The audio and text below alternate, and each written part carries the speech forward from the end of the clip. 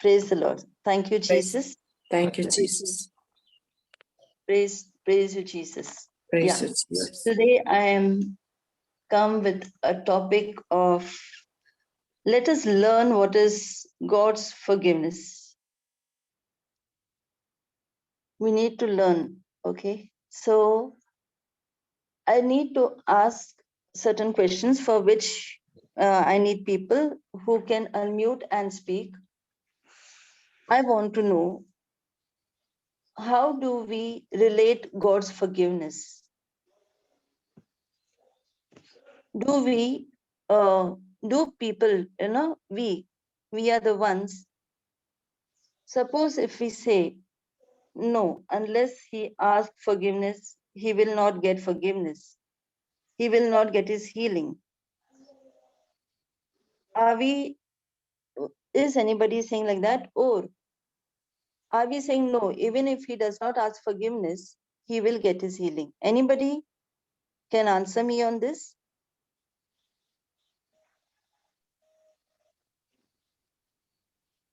No, sister, I don't think anyone said like that. No, means how is God's love? What is his forgiveness saying? Does he say that, unless and until you repent, unless and until you ask forgiveness, unless and until you forgive, then only I will forgive? Is it something like that? Is God's love something like that? No. Okay. Love is unconditional for each one of us. Okay. Now, why did I ask these questions? Because I have seen people actually speaking for somebody else that no, unless and until he asks forgiveness, he cannot be forgiven. This is the law. People speak in the law. But even when we were under law, it was God the Father who always chose to forgive. Instead of our transgressions, whatever transgressions we had, without looking at that, he did choose to forgive. And that is why the people who were in Egypt, because of their transgressions, he chose to bring them to the promised land, because now he's seen them, that my people have taken it enough. Now let them come. It is he. He did not keep them there forever. Let us look at the definition of forgiveness. If you have your books and pen, request you all to write this down. The definition of forgiveness. And it applies not to God, it applies to us too. Forgiveness is letting go of your right. Forgiveness is letting go of your right to punish another. Okay? Forgiveness is letting go of your right to punish another and choosing through the power of God's love and choosing through the power of God's love to hold on and choosing through the power of God's love to hold on to that other person, rather than holding on to his or her offense. It is choosing through the power of God's love to hold on to that other person rather than holding on to his or her offense. Okay, now this is the definition of forgiveness. And once we know the definition of this forgiveness, as we keep on reading it every day, we will know that we need to forgive. For what? For what we need to forgive? This is the definition.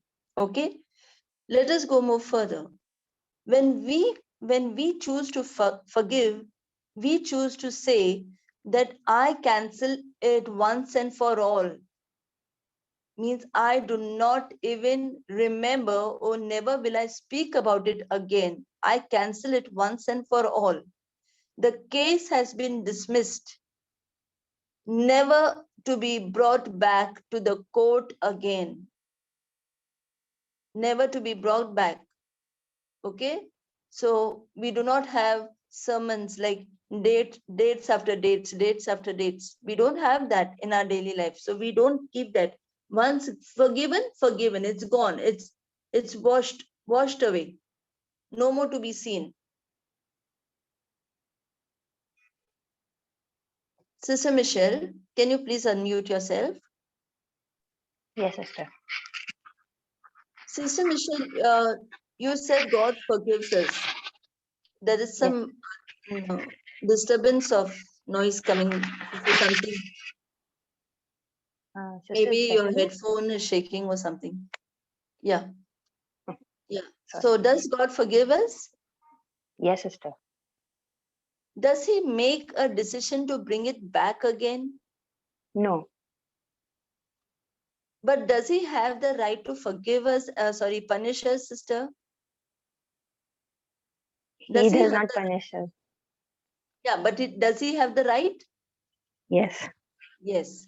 But does he punish us? No, sister. Yes, right, Sister Michelle, because if he would have done that, if he would have used his authority and his right, then every day we ought to be punished, because Yes, sister. every day we miserably fail in some way or the other.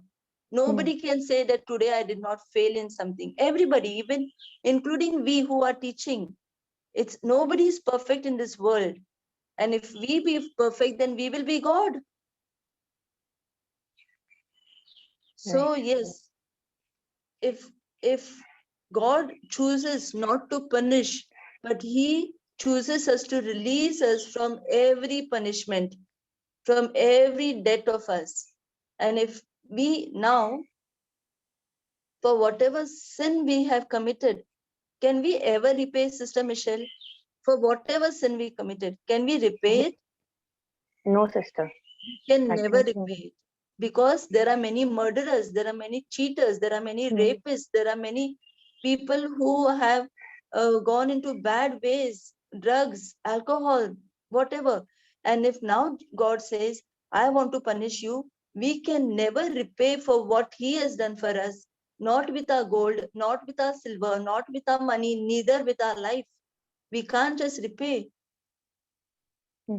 It has been repaid by the sinless blood that Jesus has already paid on the cross as a price. So our sins are repaid by Jesus. Now let us see the definition again when we say this.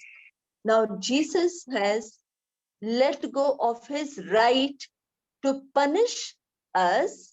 Okay, now I'm only changing the definition to Jesus.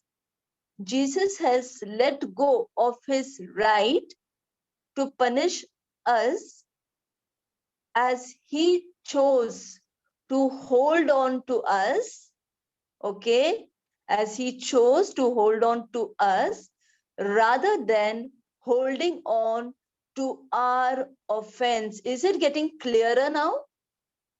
yes, sister. Is the definition getting clearer, sister? Yes, sister. Yes.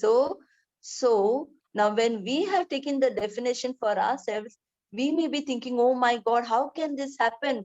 How can I just let go? How can I just not choose to, punish that person? How can that person ill-treated me, that person slapped me, that person abused me, that person front of 10 people, front of the whole congregation, front of the whole community, that person spoke wrong to me, that person made everything bad for me, he robbed my house, he brought me on the street, he this, he that. We keep on cribbing on the things that have happened to us instead of choosing the God kind of punishment and releasing somebody else. God himself has done this for us and given us an example that it can be done. And God has done this for us. Many of us are under a wrong impression that we need to be forgiven first and then only we get all our blessings. If we need to be forgiven, okay, then only we get, I mean to say, we need to ask forgiveness. Sorry, we need to be forgiven and just forgiven by God. Many of them think that unless and until we ask forgiveness and unless and until we forgive, we don't get anything. It's not like that. If we are doing things of our own accord, then what has Jesus done on the cross? If we have done everything of our own accord, it's like, because I forgave, I got this. Because I asked forgiveness, I got this. Because I repented, I got this. No, even before you repent, God has already forgiven you. And forgiven you where? Forgiven you on the cross. He has washed away your sins. Even before you ask for it and even before you forgive somebody else. So let us not be under this impression of forgiveness that we need to do something. Nothing of our own, nothing of our own, everything of God. We cannot boast of it. Ephesians 2 verses 7 and 8 speaks about it. Sorry, 8 and 9. Ephesians 2 verses 8 and 9. It speaks about it. That we cannot, not because of our works. The 9th verse says, not because of our works. The amplified version I'm seeing it. Not because of the fulfillment of the law's demand, lest any man should boast. It is not the result of what anyone can possibly do. So no one can pride himself in taking glory to himself. This is what the Bible teaches us. So let us know that, let us understand that we cannot judge somebody else by saying, no, he has not asked forgiveness, that's why he is suffering. Let us not judge somebody, because God has even forgiven before he could ask for a forgiveness.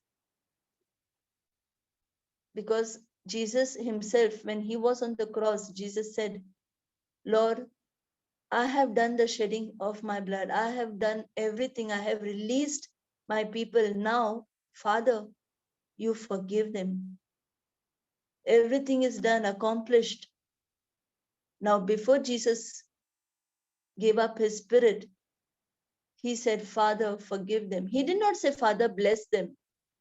Because if it would have been, Father, bless them, we would have been blessed with everything upon this planet Earth. But we would have gone in a very, very bad state of life by disobeying God.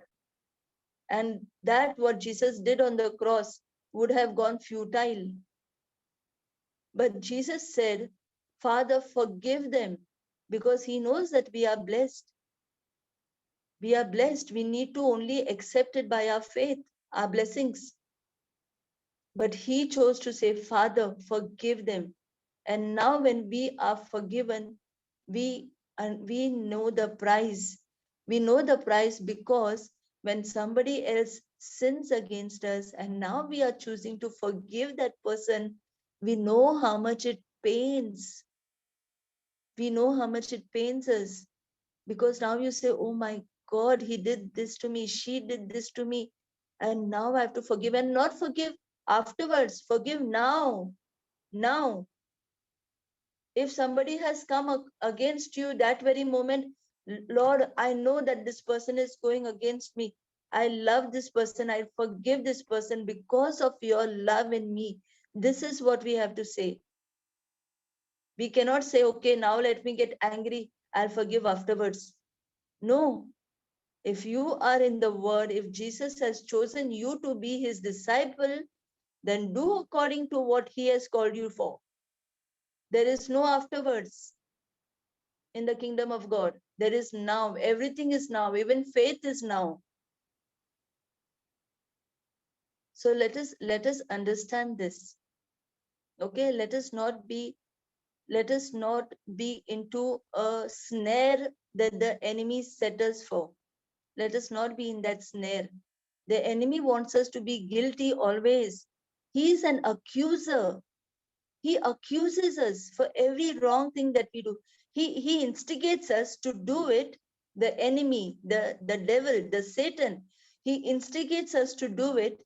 And then when we do it, he accuses us also. And that's where we go into guilt. That's where we go into shame.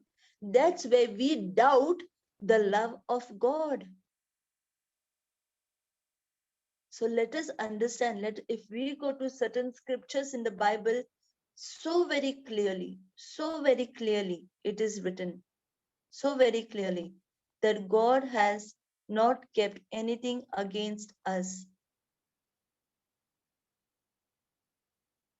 Sister Michelle, please unmute once again.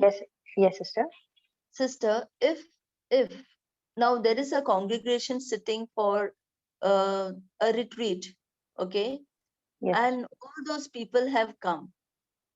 Now tell me one thing. A drunkard man comes and he is totally swinging. He's swinging around. He's drunk. And now he comes. And now the preacher says, whoever wants to give their lives to Jesus, come in front. And now he is totally not in his state, not in position to even walk straight. But he goes in that drunken nature and he stands right there. And now the people who are looking at him, they all are laughing at him, at the way he's come. So, sister, is that drunkard man who has gone in that drunkard state, has he done the right thing or the wrong thing?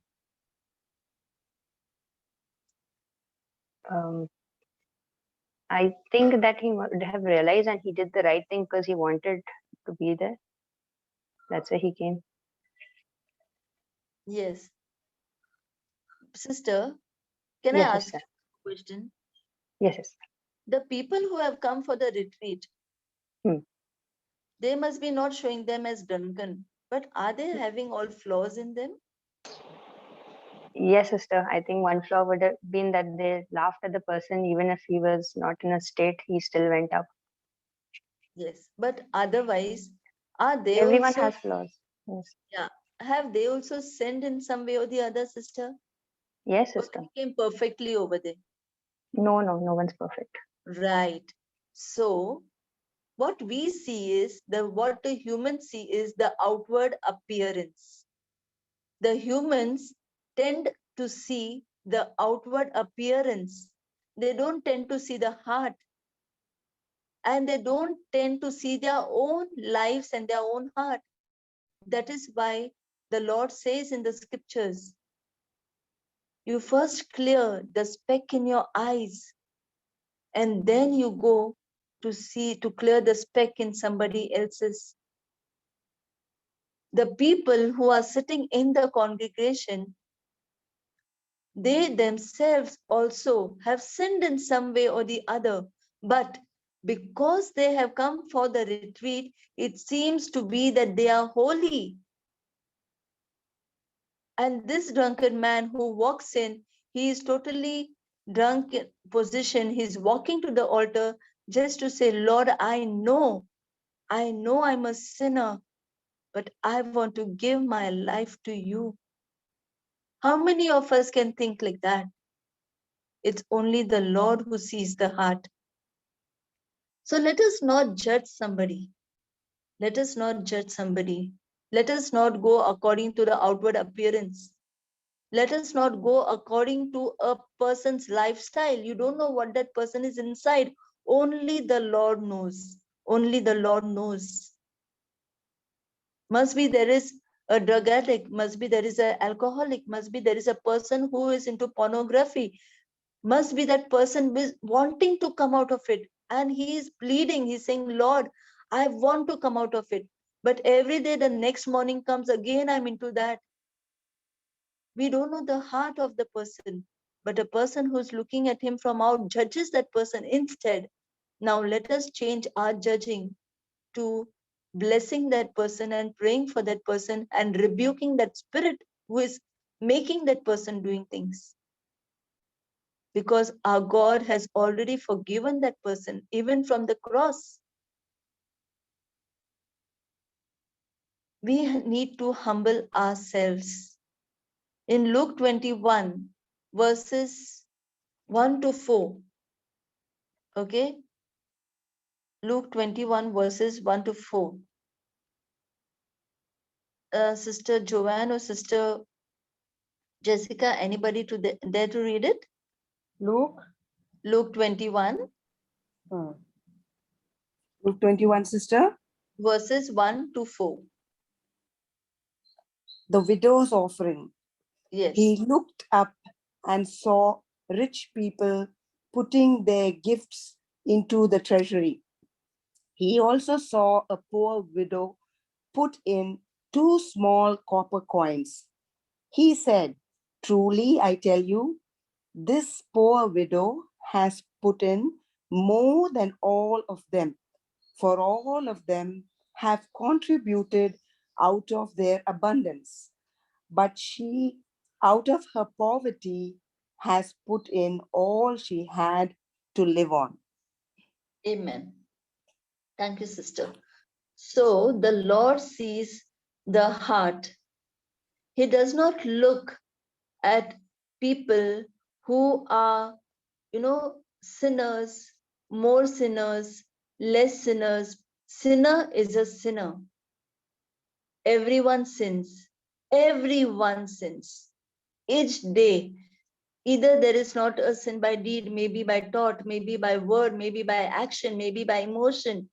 Everyone sins. The Lord does not look, and first of all, he's not come to save the righteous. He's come to save those who are sinners, those who are lost. And that is why we are also called for. We are called to go and save the lost. Go and set captives free from their chains. What is this captives? The people who are snared by the devil, to free them from that prison of the devil. So let us not judge somebody else. We are called to forgive. We are called to pray. We are called to bless. So let us do that, because the Lord himself, even this small thing that the widow had, nobody else saw. Nobody, but the Lord seen. He did not look at the abundance of the man, what he put on over there.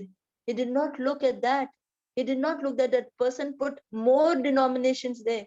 But he saw the heart of this poor lady who had nothing, yet she put. So the Lord looks at her heart. Always remember, in prodigal son, in the story of the prodigal son, if we read, okay, Sister Michelle. Yes, sister. Yes.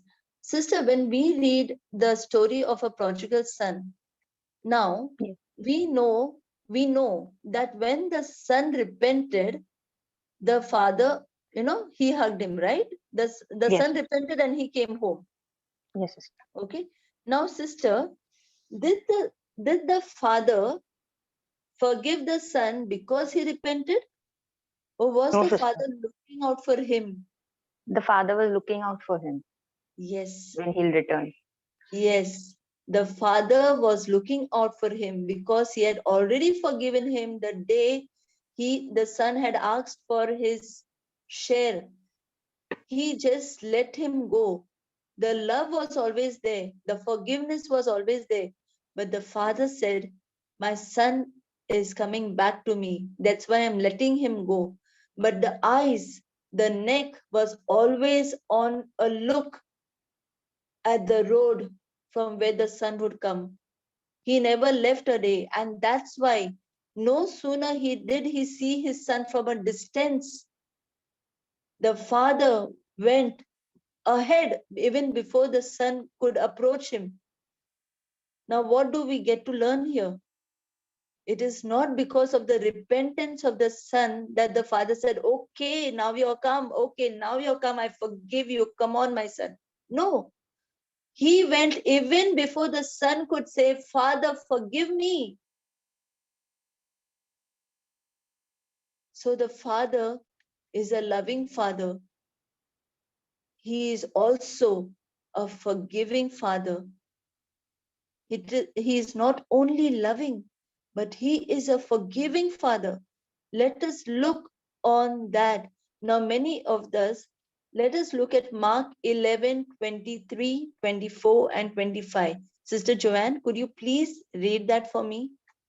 Mark chapter 11, 23, 24, 25. Yes, sister. Then Jesus looked around and said to his disciples, how hard it would be for those who have wealth to enter the kingdom of God.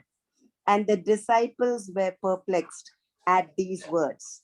But Jesus said to them again, children, how hard it is to enter the kingdom of God. It is easier for a camel to go through the eye of a needle than for someone who is rich to enter the kingdom of God. Mark 11, 23, 24, and 25. Mark 11. Yeah. 11. Mark 11. Anyways, whatever you read now also was very nice. That also, It implies to it, sister. it implies to it. Yes, Yes. yes, very much. The Holy Spirit only led you there. So you What want me do- to read? you I can, shall you read can- this one. No, this Shall I is go enough. ahead and read the other one also? Yeah, I want you to read Mark 11, but you give the scripture so that people who are putting on the chat, they can put this also on the chat. The one which you read now. The Yes, camel sister. going to the needle. Going through the eye of a needle. Yes. Yes. Just give the scripture so that people who are on the chat, they will put the scripture, whichever you read. Turn the pages. Yeah, this Okay. one. It was 23, verse 10. Mark verse 10 from 23 to 25. Okay, fine. Now you go to Mark verse 11, 23. 11, 23 to Yes. 25. Yes. Yes, truly I tell you, if you say to this mountain, be taken up and thrown into the sea, and if you do not doubt in your heart, but believe that what you say will come to pass, it will be done for you. So I tell you, whatever you ask for in prayer, believe that you have received it and it will be yours. Whenever you stand praying, forgive if you have anything against anyone, so that your Father in heaven may also forgive you your trespass. Amen. Thank you, sister. Yes. Yes, Sister Michelle. Yes, sister. Yes. Now we clearly seen in Mark 11, where sister was reading, Yes. where Jesus has given us the authority, right? To Yes, speak sister. to the mountain, to command the mountain, and to go and fall in the sea. And now Jesus said, do not doubt in your heart, but believe what you have asked in prayer, you have received it, right? Up till here. Yes, sister. Now further it says that when you stand praying, you do not hold anything against anyone, but forgive them, right? Yes, sister. Now over here, we do see a term and condition. Now, does that mean that if a person does not forgive, he is not going to get his blessings? No, it's not like that. Exactly. It is not like that. Because many people take the scripture and now they say, unless it is a term and condition that unless you forgive, yes, it is. But the Heavenly Father is so good that we has put 23 and 24 first, and 25 comes later. Many people try to put 25 first and then 23, 20. They try to change the system of God. If it is like that, then sister, we are in the intercession, right? We intercede for everyone. We stand in the gap, right? Yes, sister. People who are in the hospitals, people who are sick, people who have asked for our prayers, are we going to tell God first, let them forgive God, and then only you forgive them and you heal them? Are we praying like this every day? No, sister, not at all. Yeah, we are not praying like this every day. We are saying, Lord, they must have sinned, but you forgive them, even for souls. When we are praying for souls, we are asking the Father, Father, you are a good Father. You are a loving Father. You are a forgiving Father. Then this soul that has come to you, you forgive this soul, Father. Are we not praying like that? Yes, sister, we're praying like So that. that soul has not even asked forgiveness, but we are so sure that if we ask the Father, and the Father is already forgiven even before we ask, because the Father also loves that soul. It has come Yes. from his bosom, just as a mother and a father love their own child, right? How much, Sister Michelle, you must have, you must be a very good girl now, okay? But when you were a small baby, when you were growing up in your, as a teenager, as a girl, okay, Yes, have you not committed any sort of mistake in front of your parents? yes, sister. I And never. did they not forgive you even before you have Al- asked for it? Always forgiven. Yes. So if your parents can forgive you, then why are we judging our Heavenly Father? Why are we judging Jesus who has died for us on the cross? That no, unless and until that person asks forgiveness, unless and until that person forgives somebody else, then only he sees the miracle. Yes, it is. God has said, please forgive others as I have forgiven you. But he does not say that unless and until you, that I am also going to be very rigid, I am not going to forgive you. No, he gives us his grace, and that grace only makes us forgive somebody else. And now this scripture works like this. Mark 11, 23 and 24. When the Lord gives us a commandment, and now the Lord says, I love you so much, my child, that even if you have not forgiven and even if you have not asked forgiveness, yet I tell you, you command in my name, and you command that mountain. And when that mountain has to obey to you because you are commanding it my name, now you don't doubt because you have sinned. So don't have a doubt that, Lord, I have sinned. Then how come I will get this? Don't have a doubt. You just believe that whatever you have said, you have received it. You just believe. And now, when that person gets the breakthrough in his life, now that person sees, my God, I was a sinner.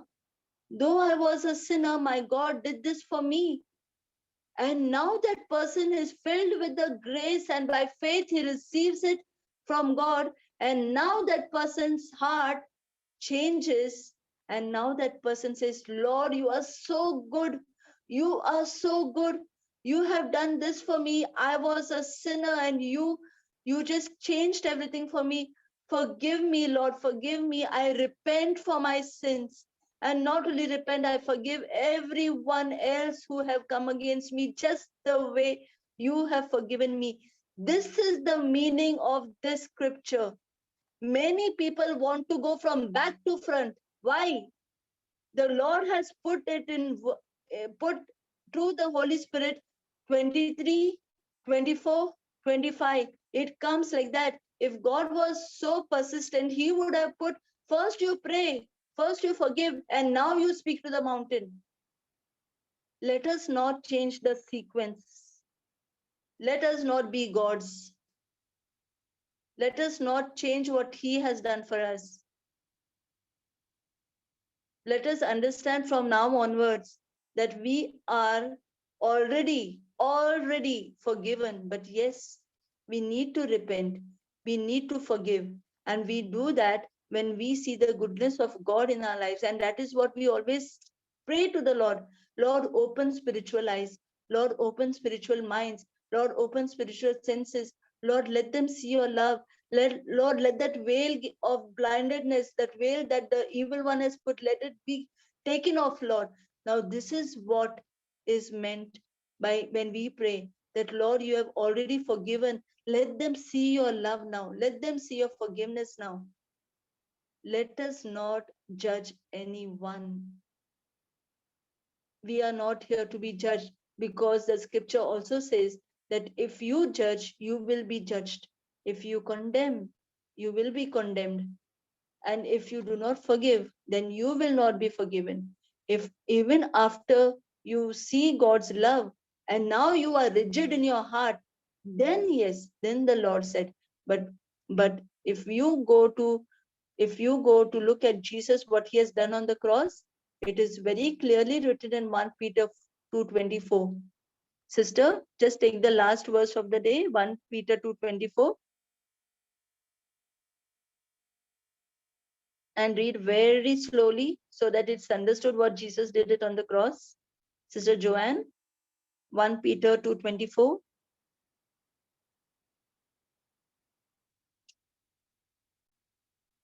Okay, I think Sister Joanne is busy. 1 Peter 2. 24. Yes, sister.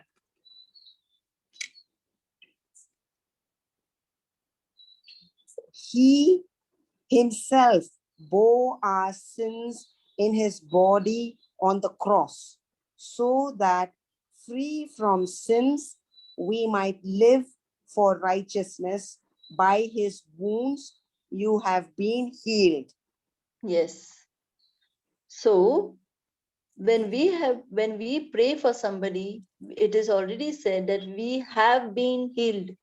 So we cannot tell anybody that unless and until you forgive and ask forgiveness, you cannot be healed, because the scripture says that 2000 years back, that person has already been healed. He has to just receive it by faith. Moreover, the starting of the scripture says, he himself bore our sins in his body on the cross. Okay, our sins, and not only ours, anybody's sins on this earth, even our neighbor who does not know Jesus, even an unbeliever who does not know Jesus, even his sin is already gone on the cross. Only the thing is, the devil has veiled their eyes and they cannot see the love of God. And that is why they sin more and more. And that is why we are called to preach and teach the good news of the Lord. Give this good news to people and make them known that they are sinners no more. They are already forgiven. And now by faith, they can receive all that they want. Right? So let us understand this, that we are dead to sin. We are free from sin, and now we are in righteousness. We are living in righteousness of the Lord, and that also we take by faith. Okay, so this I wanted to teach, because even in our forum, I've heard people saying that he needs to ask forgiveness first. Unless and until that person is forgiven, he will not get his blessing, he will not get his healing. We are no more under law. We are under grace, the grace that Jesus won on the cross. The moment we submit ourselves into his hands, we surrender, he fills us with that fullness of grace more abundantly. Okay? Thank you, Jesus. Praise you, Jesus. Love you, Jesus. Heavenly Father, in the name of Jesus, we thank you for this understanding. God, you are a forgiving God. You are a loving God, and we cannot just surpass what you have done. We cannot just change your laws.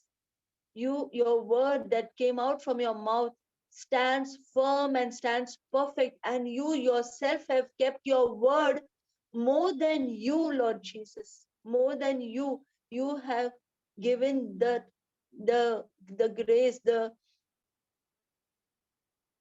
you have kept your word on top. You have given your word that position because your word that came from your mouth matters a lot. You have said, O Lord, that any word that has come from my mouth will accomplish what it has done and it will never go void. It has been kept in the first place. Yes, Lord. And we take this word of yours and we understand your forgiveness. And Lord, because we understand your forgiveness, even in our iniquities, in our transgressions, in our sinful life, we repent, Lord. We repent and we come to you and we surrender to you. And Lord, we do not want to follow that enemy, but we want to follow only you. And Holy Spirit of God, thank you for being our helper, convicting us the moment our step goes into a wrong direction, the moment our thought goes into a wrong direction, the moment our words, our deeds, our action goes into a wrong direction. We ask forgiveness and we ask forgiveness and we do not judge others, Lord, because our comments on others, but we are here to give ourselves in your kingdom to save those others who do not know your love. Heavenly Father, all that I ask and I pray that all your children have understood whatever is said and their spiritual eyes have been opened. And the more they hear the videos and the more the people hear these audios, even they understand. Thank you, Lord. In thanksgiving to you and in the name of Jesus, we say, Amen, Amen, and Amen. Thank you, Jesus. Praise you, Jesus. Amen. Amen.